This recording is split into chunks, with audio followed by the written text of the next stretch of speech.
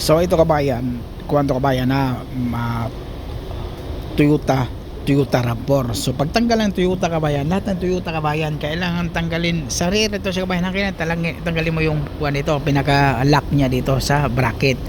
Kailangan tanggalin mo kasi mayroon yang flower dito sa loob. Ipakita ko sa inyo para maniwala kayo. So iba yung tanggalan ng loob sa likuran saka yung sa harapan yan Tornilyo yan ang nakaipit dito.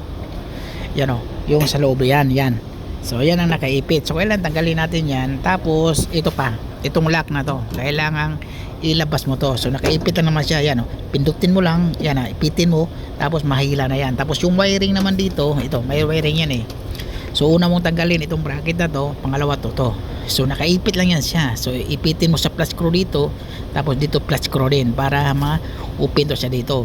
Yan nakalock. Ito yung lock niya So ganun ang pagtanggal ng sa likuran kabayan. So likuran sa kaharapan, iba yung pamarahan kasi dito mo lang tanggalin yan. Pero kailangan pa rin tanggalin natin yung decor kasi yun yung nakalock nga yan. Hindi matanggal yun pag hindi mo may labas to.